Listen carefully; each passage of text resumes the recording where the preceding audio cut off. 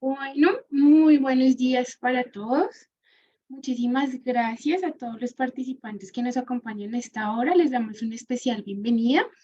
Gracias por su participación al webinar publicitario Descarbonizando los sistemas HVAC con eficiencia energética. Esta temática hace parte del módulo 5 de la diplomatura de gestión eficiente de la energía en sistemas de climatización y refrigeración.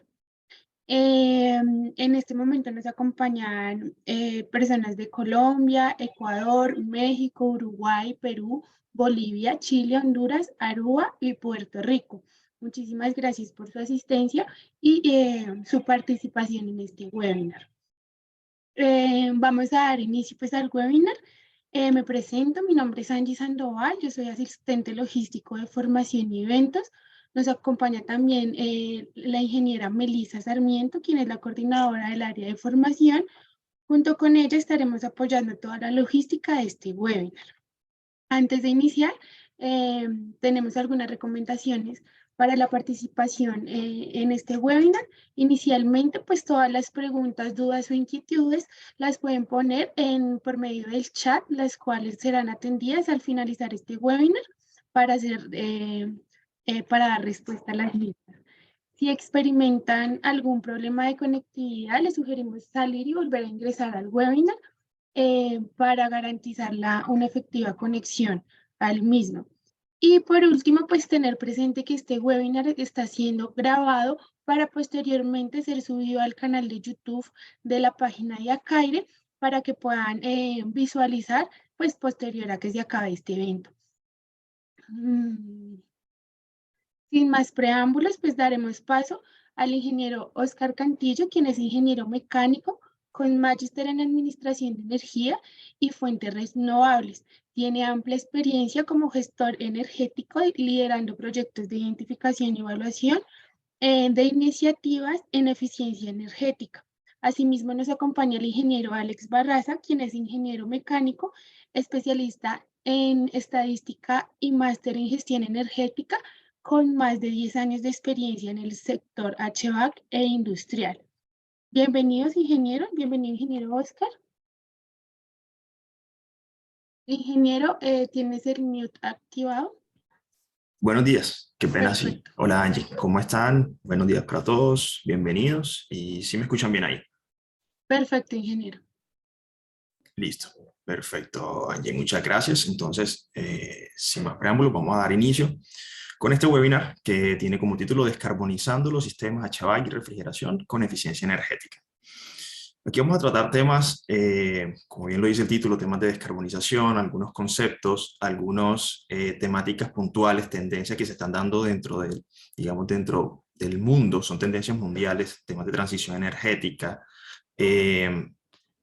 protocolos de gases de invernadero, vamos a ver todo el tema de alcances de las emisiones, cómo cuantificar estas emisiones y finalmente estaremos finalizando con digamos, iniciativas de eficiencia energética puntualmente en sistemas de heating, ventilation, air conditioning and refrigeration, ¿no? Entonces, dando comienzo, vamos a pasar por acá, iniciamos con esta parte. Bueno, quiero comentar primero, pues, llevando el título de este webinar, puntualmente qué es la descarbonización, ¿no? O digamos toda esta tendencia que se está dando en el mundo y por qué estamos casi que nuestros países están acordando dentro de diferentes propuestas y comités energéticos y reuniones de grandes potenciales de país estos objetivos de descarbonización, por qué lo estamos haciendo y qué significan puntualmente. La descarbonización puntualmente no es más que una serie de medidas por las cuales, digamos, una organización, una industria, un país empieza a buscar reducir su huella de carbono, principalmente en emisiones de gases de efecto invernadero, como el CO2, dióxido de carbono, el metano, CH4. ¿Para qué? Para minimizar o buscar reducir ese impacto que está teniendo actualmente sobre el medio ambiente, ¿no? Y como ven ahí, descarbonización net cero a 2050, esta es una iniciativa que se ha dado dentro del marco de, digamos, de todo lo que viene desde el Acuerdo de París, los COP21, COP23, Son acuerdos o son objetivos que se han trazado mundialmente para buscar lo que se llama carbono neutralidad para 2050. Esto es a lo que estamos buscando o lo que pretende el mundo alcanzar en función a lograr objetivos de reducción de emisiones con un fin que es limitar la temperatura de media global que no supere o que no se aumente en 2 grados centígrados. Eso es básicamente, digamos, el foco de todo lo que, digamos, el principal driver de toda esta tendencia de descarbonización. Y puntualmente estamos viendo, o digamos, para lograr esa descarbonización, tenemos 4 ejes centrales, ¿sí? Como lo vemos en la diapositiva. Tenemos primero la electrificación, que no hace más que referencia que a buscar mecanismos que nos permitan sustituir fuentes de energía a partir de, pues que ahorita estamos utilizando a partir de combustibles fósiles, buscarlos a partir de energías renovables, ¿sí? Esto pues todo tiene o conlleva un gran cambio de mentalidad, de políticas y todo lo que esto trae en función de mejorar, digamos, todo lo que es cómo consumimos la energía, el uso de la energía que le estamos dando, y todo lo que implica, digamos, los sistemas de transmisión, los sistemas de electrificación. Todo es un sistema global que se tiene que ir modernizando y actualizando a las nuevas tendencias que se están dando, ¿no? También tenemos los combustibles de bajo carbono. Ahí, como vemos, principalmente ahorita hay una tendencia muy grande alrededor del hidrógeno verde, también por ahí está el hidrógeno azul, que son combustibles de bajo carbono que nos permiten precisamente minimizar o reducir esa huella de carbono. Está el uso de biocombustibles, también tenemos uso de materias primas de bajo carbono, incluso, bueno, está la integración principalmente de diferentes combustibles nuevos que se están desarrollando y que están tomando mucha fuerza dentro de la industria. Como tercer eje principal de esta descarbonización tenemos lo que es el CCUS. CCUS se traduce como la captura, utilización y almacenamiento de carbono. Esto corresponde a tecnologías puntualmente de absorción, de capturar ese carbono que estamos emitiendo para evitar que se vaya a la atmósfera en términos un poco más simples. Para ello, pues hay unas tecnologías de absorción química, de postcombustión de CO2, se están desarrollando, digamos, hay mucha investigación alrededor de esto, porque actualmente es una tecnología que es costosa, digamos, es una de las principales iniciativas que se están desarrollando alrededor de la industria, porque la industria a veces es muy complicado dejar de emitir, pero podemos establecer tecnologías que podamos ayudar a capturar ese carbón, minimizar emisiones de CO2, pero también podemos capturar, y se están desarrollando muchas tecnologías alrededor de estas tendencias, ¿no? Y finalmente, perdón, pero una de las más importantes, que es la eficiencia energética. La eficiencia energética, y cito algo que comentó la Asociación Internacional de Energía, la IEA, que la eficiencia energética está llamada a ser el primer combustible en una transición energética limpia. ¿Sí? Tenemos datos donde principalmente alrededor del 83% de las emisiones globales corresponden al uso de la energía. ¿Cómo usamos esa energía o cómo la mal usamos a veces, ¿no? Entonces, la eficiencia energética toma gran relevancia en digamos, como eje central de esta descarbonización, porque su impacto es mucho mayor e incluso tiene un impacto mucho mayor con posibles costos inferiores o con iniciativas que se pueden implementar de mayor facilidad de implementación, más rápidas, más baratas, menos costosas que de pronto cambiar tecnologías. Entonces, por eso la IEA la llama como el primer combustible dentro de una transición energética limpia. Sigamos por acá. Y bueno, les hablaba de esa hoja de ruta o de ese objetivo de carbono neutralidad para 2050. Y aquí les traigo, digamos, la hoja de ruta principal que establece la Agencia Internacional de Energía, que me gusta mucho esta gráfica porque está dividida por años y en cada año hay unos hitos. Hay unos hitos que debemos alcanzar para poder buscar esa carbono neutralidad para 2050. Y si resaltamos, digamos, está dividida por industrias, hay industria, hay transporte, hay iniciativas de edificaciones, hay iniciativas de electricidad y calor. Y por nombrar algunas, por ejemplo, para ir como adentrándonos un poquito en esa hoja de ruta de carbono neutralidad en 2050, si nos vemos, por ejemplo, para la sección de transporte, digamos que ya la hoja de ruta nos indica que para 2030, que está ahorita muy cerquita, no está muy lejos, ya el 60% de las ventas, por ejemplo, de las ventas de carros deben ser eléctricos. Eso nos establece digamos, la hoja de ruta de la Agencia Internacional de Energía. Ya para el 2035, por ejemplo, el 50% de las ventas de camiones también deben ser eléctricos. Además, por ejemplo, tenemos iniciativas de ya no se deben vender para el 2035 con vehículos con motores a combustión interna, por ejemplo. Entonces, hay muchos hitos y esto es muy interesante, digamos, adentrarse o detallarlo un poquito más para ver. Y esto permite también establecer a los países políticas enfocadas a estos hitos, cómo vamos a lograr, cómo vamos a aportar, cómo vamos a llegar digamos, a dar ese paso y si podemos alinearnos sí o no dentro de este timeline, ¿no? Dentro de esta hoja de ruta con estos años puntualmente. Entonces, esto es, digamos que esta es la hoja de ruta establecida como marco de referencia para lograr esa carbono neutralidad para el año 2050. Y bueno, listo. Yo les hablaba, listo, eso es una hoja de ruta de forma mundial, global, una iniciativa global, pero Colombia también tiene, aterrizando un poco más al contexto nacional, también tiene una estrategia, ¿no? La estrategia la pueden consultar, se llama la Estrategia Climática de Largo Plazo de Colombia E2050, para cumplir principalmente con esto, pues con el acuerdo de París y todos los objetivos a los que Colombia se comprometió pues, dentro de este acuerdo, ¿no? Esto es una iniciativa que está desarrollada o liderada más bien por el Ministerio de Ambiente y Desarrollo Sostenible. Es totalmente consultable y brinda, pues, digamos, unas pautas, brinda unos lineamientos de cómo Colombia trazó esa meta, ¿no? Siguiendo por acá. Listo. Ahorita les comentaba al principio sobre un protocolo de gases de efecto invernadero. ¿Qué es esto?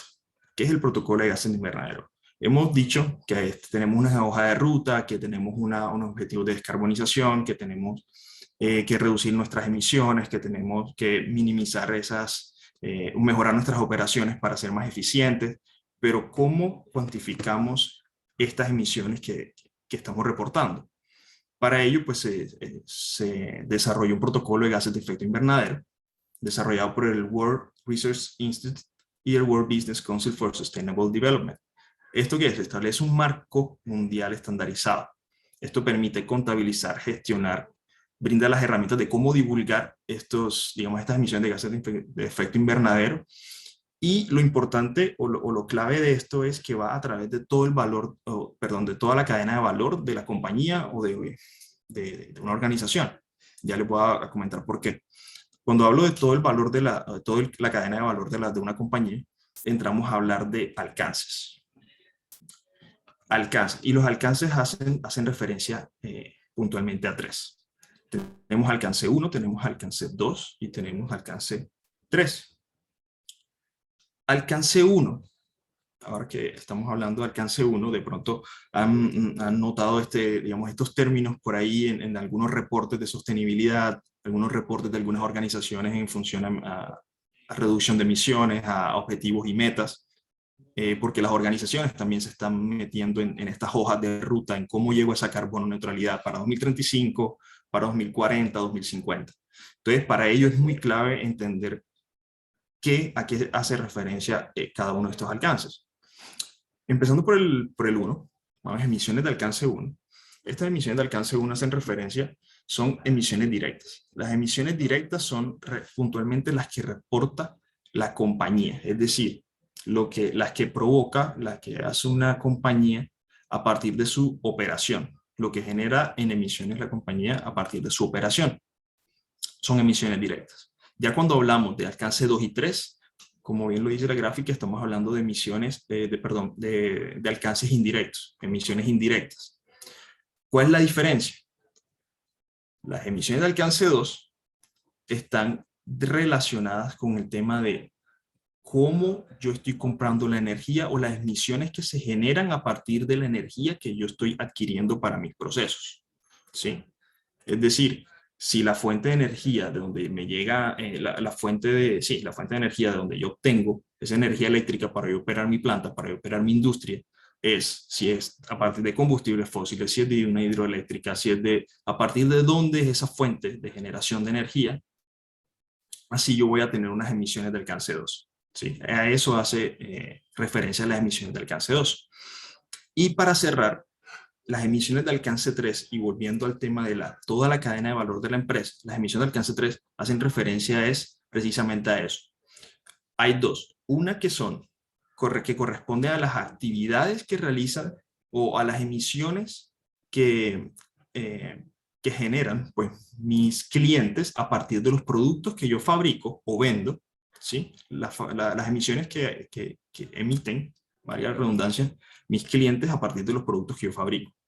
Eso es uno, alcance 3. Y tenemos las otras del alcance 3 que corresponden ya no a mis clientes, sino las emisiones correspondientes a mis proveedores, a partir del cual yo obtengo mi materia prima. ¿Cómo consume la energía mis proveedores que me está proveyendo a mí mi materia prima? Esas corresponden a las emisiones de alcance 3.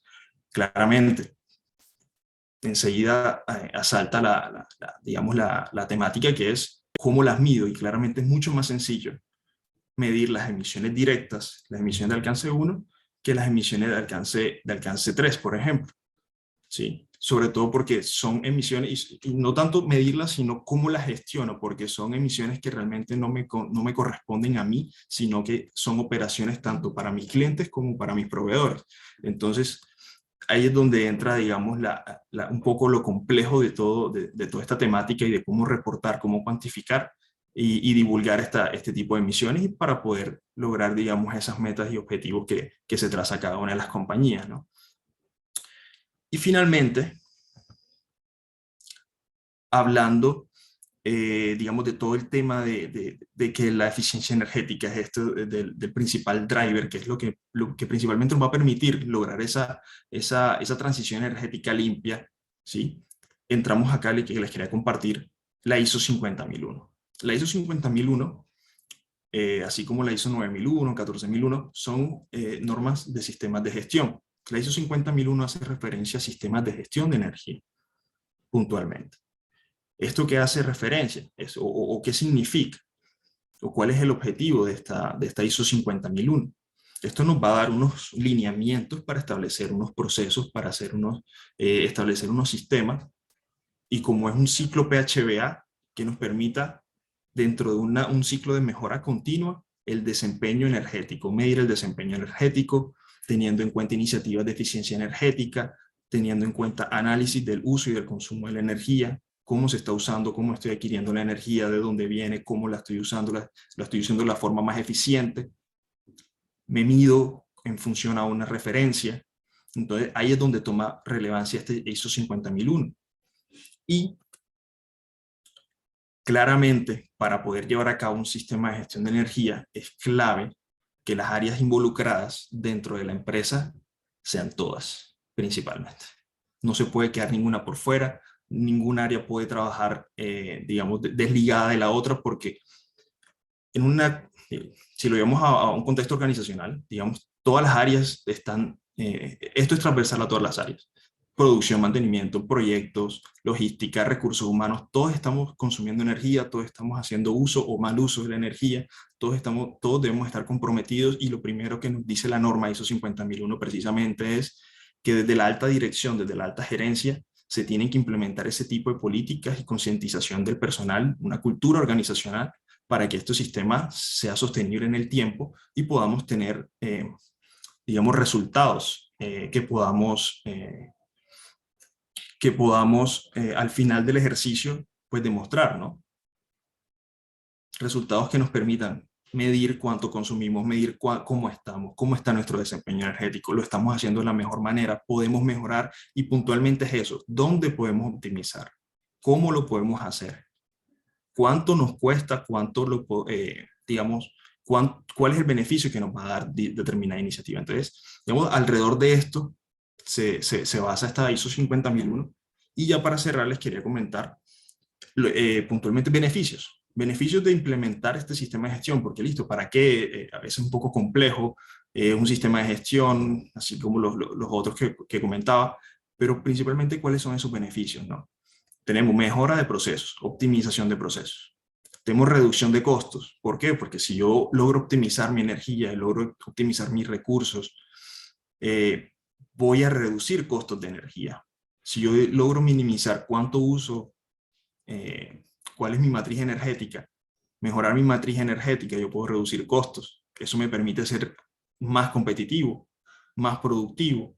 Tengo también un tema de responsabilidad social, sobre todo con el tema ambiental, cuando yo empiezo a reportar esos beneficios o esas emisiones dejadas de emitir, como le llamamos, emisiones que se dejan de emitir por lograr ahorros energéticos. Y claramente, pues todo el tema de promover una cultura de eficiencia energética, del buen uso de la energía dentro de una organización. Sí.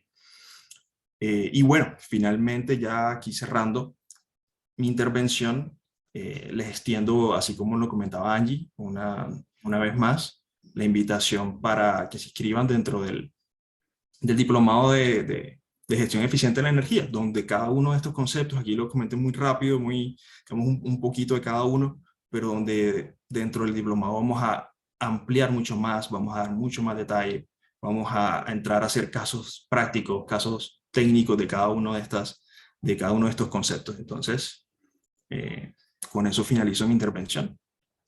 Y muchas gracias. No sé si ingeniero Alex, ya está por ahí. Sí, hola Oscar, ¿cómo estás? Muchas gracias. Por favor, me confirman si me escuchan bien. Perfecto, ingeniero. Listo. Oscar, te pido por favor que me ayudes con la siguiente diapositiva. Sí. Listo, entonces, bueno, en esta parte pues ya vamos a hablar puntualmente de eficiencia energética y cómo esto se ve relacionado con la descarbonización y la evaluación financiera de proyectos. Esto va a ser un pequeño brief de lo que más adelante se va a ver en el diplomado. Continuemos, por favor. Listo. Aquí quiero que tenga algo en cuenta. Nosotros vamos camino, según la Organización de las Naciones Unidas, a un panorama no tan chévere en cuanto al cambio climático. La idea es que podamos nosotros agregar nuestro grano de arena con lo que podemos hacer en los sistemas HVAC y R, teniendo en cuenta que representa un consumo importante dentro de las diferentes actividades económicas que tiene la humanidad. Siguiente. Entonces, aquí hay que tener en cuenta dos cosas. Una cosa es eficiencia energética y otra cosa, un clic por favor, es desempeño energético.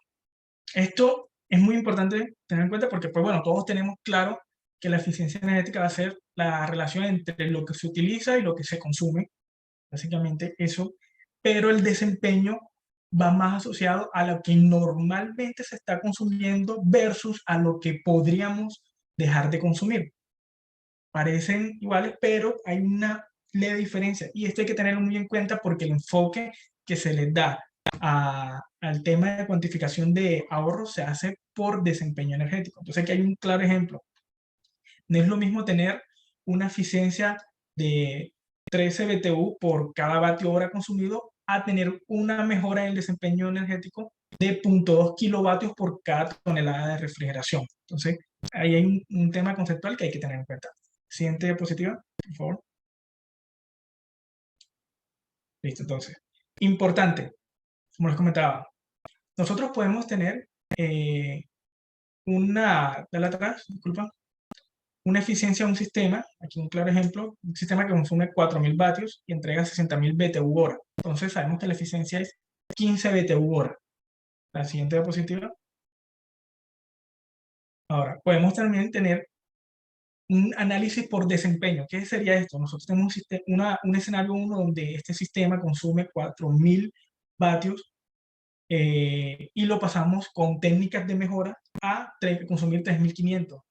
y en el escenario 1 se entregan 60.000 BTU hora, y en el escenario 2 se entregan 70.000 BTU hora. Entonces aquí tuvimos una disminución de consumo y un aumento de la capacidad entregada. Entonces, desde el punto de vista de desempeño, a pesar de que la eficiencia en el primer punto era de 15 BTU por vatio hora, y en el escenario de 20 BTU hora, aquí lo que notamos es que la mejora se cuantifica es con la diferencia de estos dos. Digamos que ahí es donde radica la principal diferencia. Entonces, esto es muy importante tenerlo en cuenta, porque cuando nosotros queremos acceder a beneficios tributarios, tenemos que establecer una línea base, de decir cuánto vamos a ahorrar, y con base a eso es que se hace la evaluación de los proyectos. No con la eficiencia, sino con el desempeño. Siguiente diapositiva, por favor. Ahora, nosotros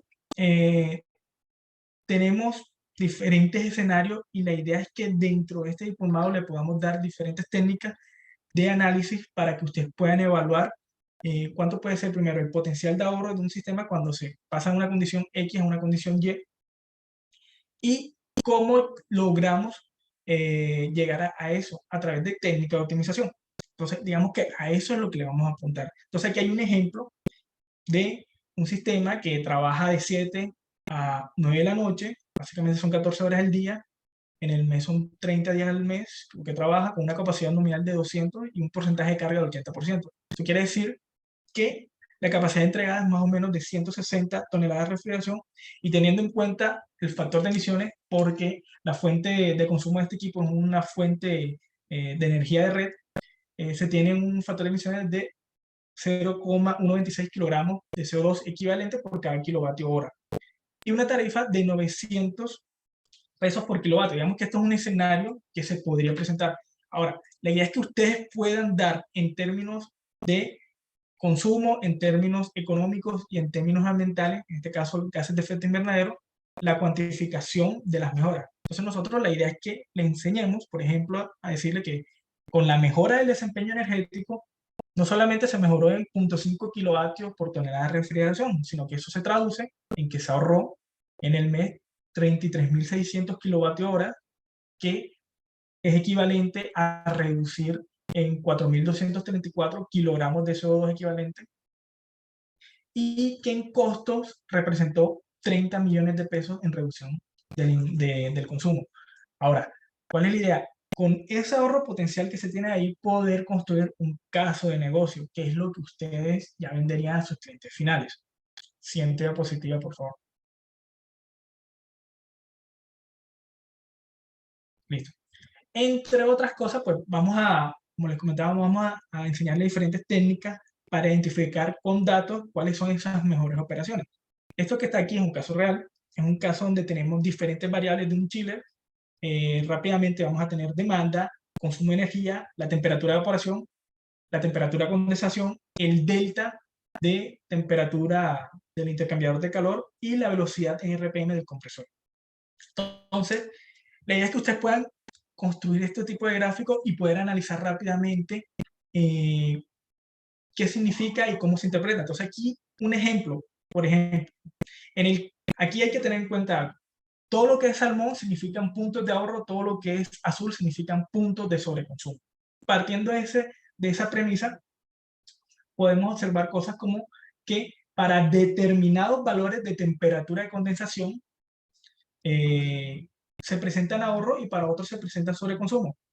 Acá entonces vemos en la fila de temperatura de condensación, en la columna número 5, vemos cómo los puntos azules, que es sobreconsumo, están concentrados en la parte de arriba, que es más o menos por encima de 107 grados Fahrenheit.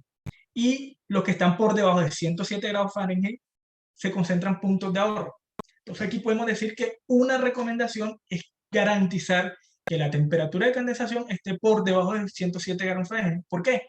Porque según los análisis, nos damos cuenta que cuando eso está en esa condición, la probabilidad de que los ahorros se presenten es mucho mayor. Y aquí lo podemos verificar de manera gráfica. Entonces, este mismo análisis se puede hacer con todas las variables, y la idea es que ustedes pues tengan el conocimiento para poder identificar eso, no solamente con la temperatura de condensación, sino también con el delta de temperatura del agua, que pues sabemos que entre menor sea mucho mejor, pero a veces no sabemos cuál debe ser ese valor objetivo, y eso también nos va a ayudar mucho para hacer configuraciones de los PLC, del sistema de control, teniendo esto en cuenta, estos insights. Siguiente diapositiva. Ahora, aquí hay un ejemplo de un sistema. Entonces, dentro del diplomado vamos a profundizar mucho más en eso. Vamos a dar un módulo que va a estar orientado a cómo se vende este tipo de negocio, porque hay que tener en cuenta que vender intangibles, que en este caso es eficiencia energética, no es tan fácil. No es tan fácil decir, me vas a pagar por el ahorro, porque eso también conlleva un riesgo. Vamos a enseñar a cuantificar cómo podemos tener en cuenta este riesgo y a tener en cuenta diferentes modelos de negocio. El primer modelo de negocio los que se van a tratar es el EPC, que realmente pues, muchos lo tienen, diría que todos lo tienen muy, muy mapeado, pero aquí le vamos a agregar cuáles son esos beneficios desde el punto de vista energético y ambiental, aparte del económico, que se pueden tener. También vamos a mostrarles cómo se puede calcular un negocio por PPA, por suministro de energía, teniendo en cuenta un flujo de caja.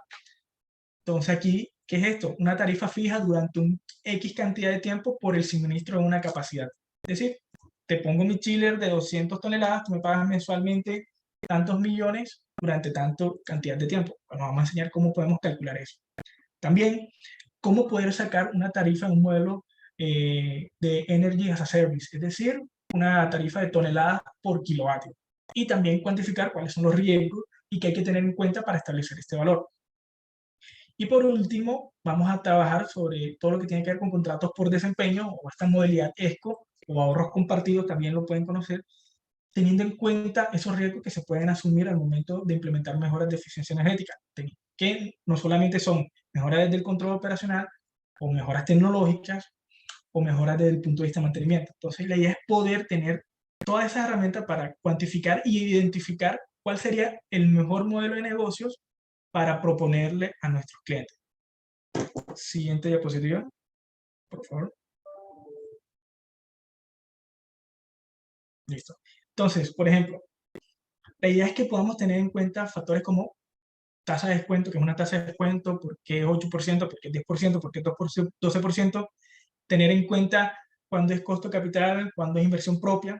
Todo esto van a ser insights que van a ser necesarios para poder configurar nuestro modelo de negocio. Tener en cuenta cómo afecta la TRM en el tiempo, si es que nosotros tenemos que tener en cuenta un tema de repuesto. Esto nos va a ayudar mucho para el flujo de caja. Tener en cuenta el tema de utilidades, cómo se trabajan las utilidades sobre la venta del equipo, sobre los accesorios, sobre la mano de obra, sobre la administración, cómo esto se ve dentro de un proyecto, los años al evaluar un proyecto. Algunos proyectos pueden ser evaluados 2 años, 3 años, 5 años, 10 años. Vamos a trabajar un tema de cogeneración junto con esto, que normalmente aplica mucho, porque no solamente se entrega frío, sino que también se entrega energía eléctrica. Y lo más importante es poder aplicar los beneficios tributarios y saber cómo esto afecta nuestro flujo de caja, teniendo en cuenta la ley 1715 y la 2099. Digamos que todo esto lo condensamos en un flujo de caja, teniendo en cuenta todas las variaciones del tiempo, incluso hasta un tema de variaciones en tarifa, y al final esto se va a traducir en esos insights que necesitas para decir, bueno, tú vas a hacer un PPA, un modelo PPA o un modelo de ahorros compartido, o también incluso podemos llegar a la conclusión que pues no es viable un negocio financiero, sino que definitivamente el cliente tiene que comprarlo, pero la idea es que ustedes puedan tener todas estas herramientas. Siguiente diapositiva, por favor. Listo, entonces, lo que estaba anteriormente, este es el resultado de los diferentes modelos. En un modelo de PC, teniendo en cuenta los insights anteriores, pues si fuera un EPC, solo el CAPEX tendría que venderse en 2.400 millones de pesos y el OPEX tendría un valor de unos 34 millones al año, que fue sincero.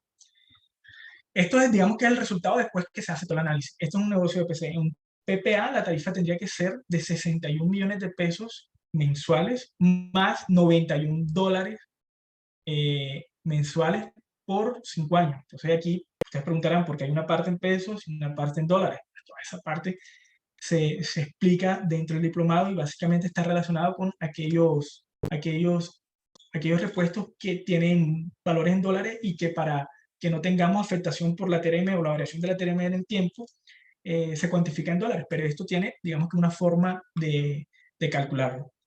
Ahora, si ese mismo negocio que presentamos anteriormente lo llevamos a un tema de Energy as a Service, la tarifa de la tonelada tendría que ser de 389 pesos por tonelada y se debe garantizar un consumo mínimo, que esto es súper importante, de 193.000 toneladas al mes durante 5 años. ¿Para qué? Para poder recuperar la inversión. ¿Cómo llegamos a todos estos números? Ahí les recuerdo, durante el diplomado pues lo explicaremos. Y el último es un tema de ESCO, con una tarifa fija de 61 millones de pesos, más una tarifa variable de 6 millones de pesos por cumplimiento de un índice de consumo por debajo del 1.2 kilovatios por tonelada. Entonces aquí vemos que tenemos una parte fija, una parte variable, un condicional de eficiencia, y la idea es que pues, ustedes puedan saber cómo calcular cada uno de estos números y poder presentar al cliente. Entonces decirle al cliente, bueno, mira, hay este abanico de opciones, ¿cuál te conviene más? Entonces ya el cliente, en función de sus recursos, de cómo quiera manejar su sistema, de qué tenga proyectado, pues tomará una de estas opciones. Entonces, la idea es que ustedes puedan poder cuantificarlo y claramente que no vayan a perder tampoco dinero al momento de cuantificar esto. Porque normalmente esto aplica para negocios de alta envergadura, también para de pequeña envergadura, sobre todo de pronto cambios tecnológicos puntuales, como cambiar un chiller o cambiar incluso hasta un compresor. Eso se puede cuantificar y meterlo en alguno de estos modelos. Siguiente diapositiva, por favor. Listo. Entonces, aquí para terminar, les voy a mostrar algo más o menos de lo que veremos, lo que alcanzaremos a ver en el curso. ¿Me confirman cuando vean la proyección?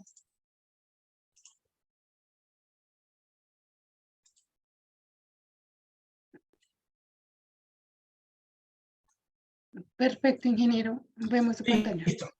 Entonces, esto es un ejemplo básico de un flujo de caja de uno de los análisis, partiendo desde los parámetros principales que se tienen, el CAPEX o todo lo que se tiene que tener en cuenta para un CAPEX, el OPEX, todo lo que se tiene que tener en cuenta para el OPEX en el tiempo, un tema de flujo de caja teniendo en cuenta los beneficios tributarios y cómo esto va a afectar nuestras tarifas, los indicadores que tenemos que tener en cuenta, qué diferencia hay entre una TIR y una TIR modificada. Esto es muy importante porque a veces, aquí, pues en palabras coloquiales, algunas empresas se pueden hacer autogol cuando se calculan estos valores. Pequeño análisis de sensibilidad y cómo compararlo contra los sistemas actuales, análisis de canasta, análisis de contrato por desempeño y cálculos de tarifa. Vemos que aquí tenemos todo esto. Bueno, aquí importante, también vamos a tener en cuenta, no es lo mismo tener una tarifa del consumo de red a tener una tarifa que sea una parte de red y otra parte, por ejemplo, que venga un panel solar para los clientes que tengan paneles solares. Eso cambia de manera cuantiosa los resultados. Entonces, esto también lo vamos a tener en cuenta. Y en cuanto al tema de optimización, pues si bien no vamos a profundizar de pronto en todo este tema de análisis de datos y todo esto con software especializado, sí les vamos a mostrar técnicas de cómo se puede hacer este tipo de análisis para que más adelante ustedes puedan profundizar en temas como Python, tal vez, como Power BI, como Tableau, que les ayude a mejorar estos. Aquí vamos a dar una abreboca en esta parte, vamos a mostrarles cuáles son las principales metodologías, pero tener siempre en cuenta que no se va a profundizar esto porque esto no es un diplomado que va a estar enfocado a la analítica de datos, sino a la eficiencia energética y todo el tema de manejo financiero de eficiencia energética. Pero sí vamos a tocar algo de esto porque, para ser sincero, en el tiempo en el que estamos viviendo, todo básicamente debe llevar analítica de datos. Desde cualquier tipo de proceso, sobre todo en estos procesos de ingeniería, vamos a necesitar analítica de datos. Se puede hacer con Excel, lo vamos a mostrar cómo se hace con Excel, vamos a mostrar cómo se podría hacer con Tableau, cómo se podría incluso presentar con Power BI, y algunos ejercicios también se presentarán con Python. Entonces, listo. No sé si tengan alguna pregunta, duda hasta este punto. Perfecto, ingeniero. Muchísimas gracias por su intervención. Permítame, voy a compartir mi pantalla un minutico. Mientras tanto, ustedes pueden ir poniendo cualquier duda o inquietud por medio del chat para posteriormente ser informado a los dos ingenieros para dar respuesta a sus inquietudes. Como les decía al inicio de este webinar es publicitario para el diplomado de gestión eficiente de la energía en sistemas de climatización y refrigeración. Este diplomado va a iniciar el 26 de julio hasta el 24 de noviembre y se realizará los días miércoles y viernes en horario de 6 a 8 de la noche, y los sábados va a tener una intensidad de 4 horas de 8 a 12 del mediodía. Lo ideal es que cualquier duda o inquietud que tengan, pues la podamos hacer en este momento, y toda la información que nos dieron los ingenieros, como les decía, hace parte del diplomado del módulo 5. Entonces, voy a iniciar pues dando las preguntas. Y pues cabe aclarar que nosotros en este momento estamos con convocatoria abierta. Este diplomado tiene actualmente a disponibilidad un descuento del 10% para que pues hagamos uso de este, y adicional a eso pues manejamos descuentos por grupos numerosos a partir de 3 inscritos a una misma actividad. Cualquier duda o inquietud, no duden en hacérnosla saber. Al finalizar del webinar les vamos a dejar nuestros números de contacto para que cualquier cosita estamos ahí al pendiente. Vamos a dar inicio a las preguntas.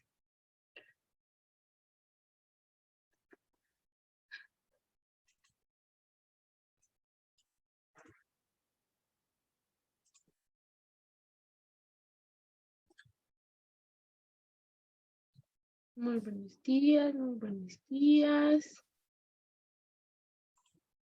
Recuerden que pueden poner todas las preguntas en el chat.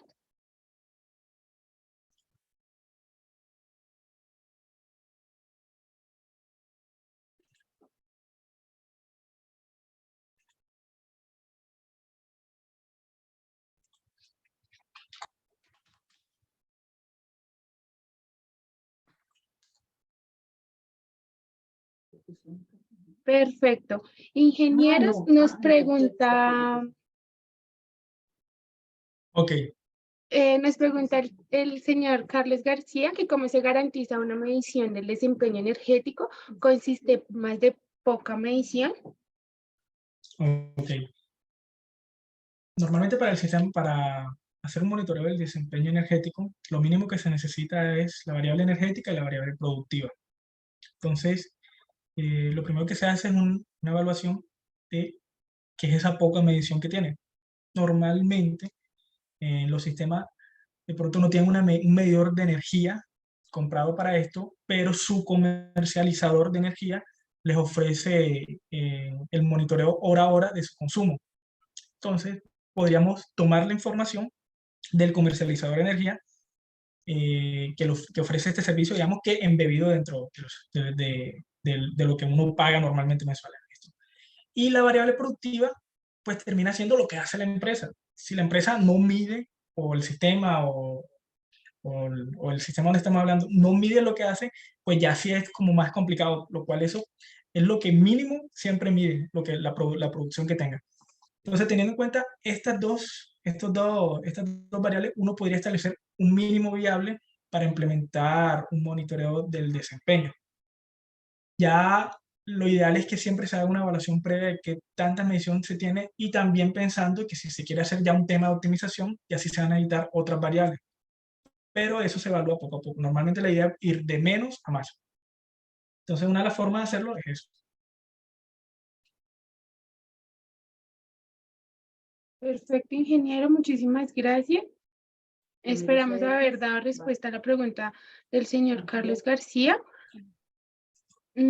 Como les comenté por chat, les dejo nuestros números de contacto. Cualquier duda o inquietud, no duden en hacérnosla saber. Asimismo, pues les recordamos que este webinar, la grabación va a quedar cargada, en el canal de YouTube. Cualquier duda o inquietud, estamos muy pendientes. Muchísimas gracias a todos por su participación, por acompañarnos al desarrollo de esta actividad. También pues los invitamos a visitar nuestra página web para conocer nuestras actividades de formación. Y no siendo más, pues como les decía, muchísimas gracias y que tengan un excelente día. Muchísimas gracias, ingeniero Alex, ingeniero Oscar, por su asistencia y participación. Muchísimas gracias por su disposición. No es más, que tengan excelente día. Buen día a todos.